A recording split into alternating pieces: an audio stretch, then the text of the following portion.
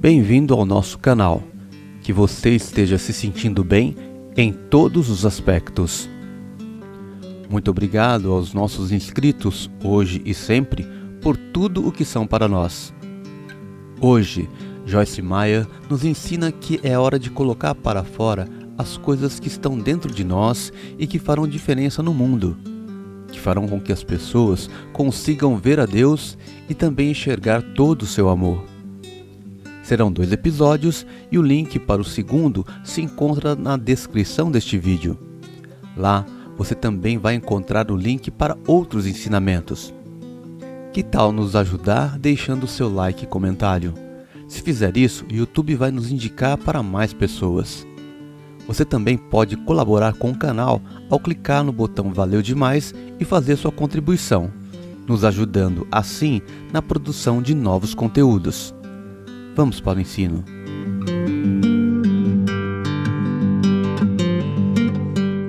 A fé dá o primeiro passo antes de saber qual é o segundo passo. Se você está esperando ter uma visão completa da sua vida e saber tudo o que vai acontecer, então você está no caminho errado. Porque não é dessa forma que Deus trabalha. Ele vai dar a você um pequeno passo de cada vez. Sei lá, isso talvez seja um amém do céu, eu não sei, Você deve arriscar a estar errado para descobrir se está certo. Se você não está disposto a errar, você nunca vai avançar com Deus, porque você precisa dar esse passo, sabe? Precisa encarar esta fé cega, acreditando que Deus colocou algo em seu coração e sempre há esse medo. E se eu estiver errado? Se eu estiver errado? Se eu estiver errado? Bem, infelizmente nós sabemos que isso não é o fim do mundo. Só porque você tomou uma decisão errada não significa que você é errado. Significa apenas que você está aos poucos trabalhando para descobrir o que Deus quer que você faça. E eu acho que Deus aprecia esse tipo de ousadia, sabe? Qualquer um que pensa que pode continuar a fazer o que sempre fez é um tolo. Porque sempre há coisas mudando em nossas vidas.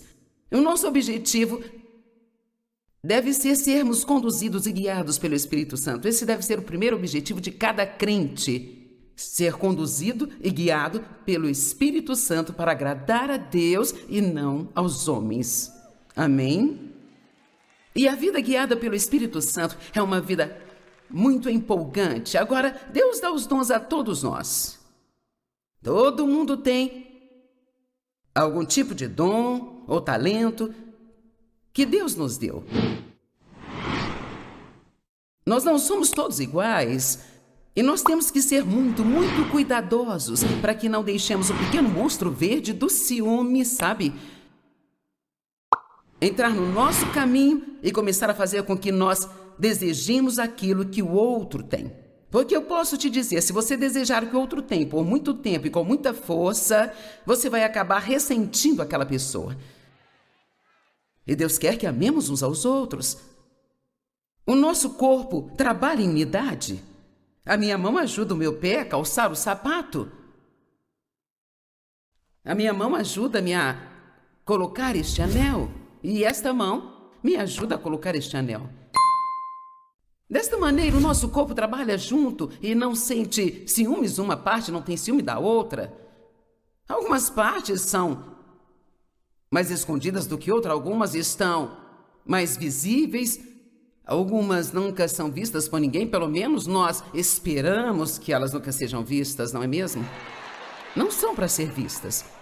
Nem sempre esse é o caso. Às vezes nós vemos que ainda precisamos dizer aos cristãos como se vestir.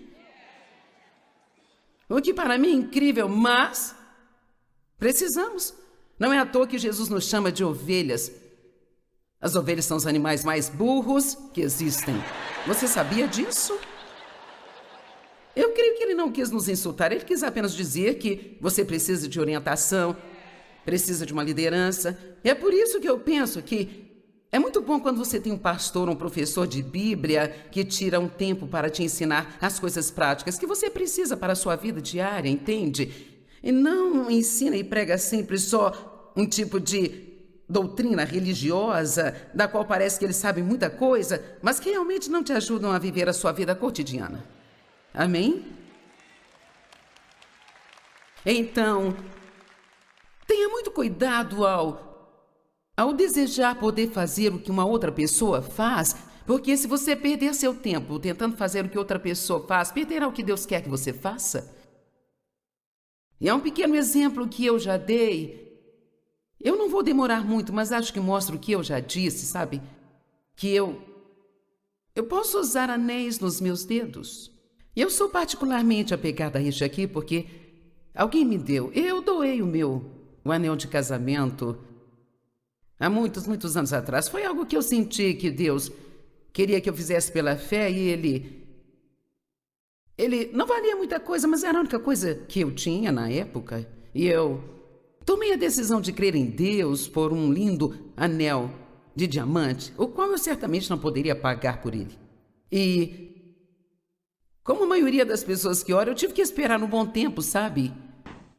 E uma senhora veio a uma de nossas conferências com este anel em uma caixa e o deu para o Dave e ela disse assim: isto é do meu casamento anterior e é a única coisa que pertence a mim, sabe? Que não tem nada a ver com meu marido atual e eu quero que seja da Joyce. E ele é um lindíssimo anel de diamante, mas para mim pertence a Deus. E então, eu particularmente...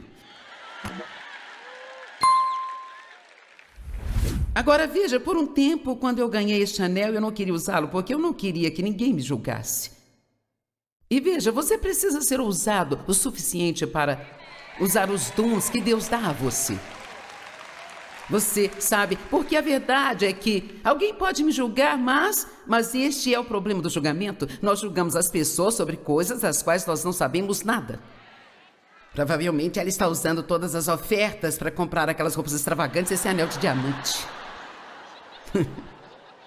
Ei, nunca tenha ciúmes do que uma outra pessoa tem se você não está disposto a fazer o que ela fez para conseguir. Amém? Então, eu admito que os meus olhos gostam de olhar para isso, sabe? Especialmente depois de fazer as unhas, eu acho que ele é lindíssimo. Bem, a minha mão pode usar este anel. A minha mão não pode ver o anel, mas ela pode usar o anel.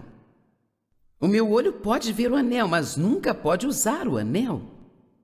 Agora, se meu olho estivesse com ciúmes e ele dissesse: eu estou cansado de olhar para este anel.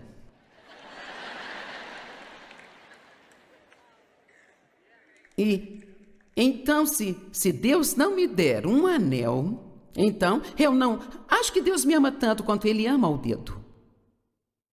Ah, por favor, é assim que nós somos. E então, às vezes, perguntamos por que Deus não nos dá o que nós queremos e não responde às nossas orações bem.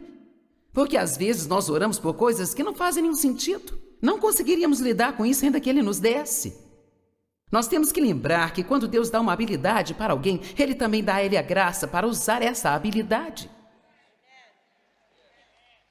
E assim, se Deus respondesse a oração do olho e dissesse: eu não quero que você se sinta mal, então eu vou dar um olho só para você. Toma aqui. É todo seu. Ok, agora... espere, eu não posso me equilibrar assim por muito tempo. Aqui está o ponto. Se meu olho recebesse aquilo que ele queria, então ele não poderia cumprir o seu papel no corpo.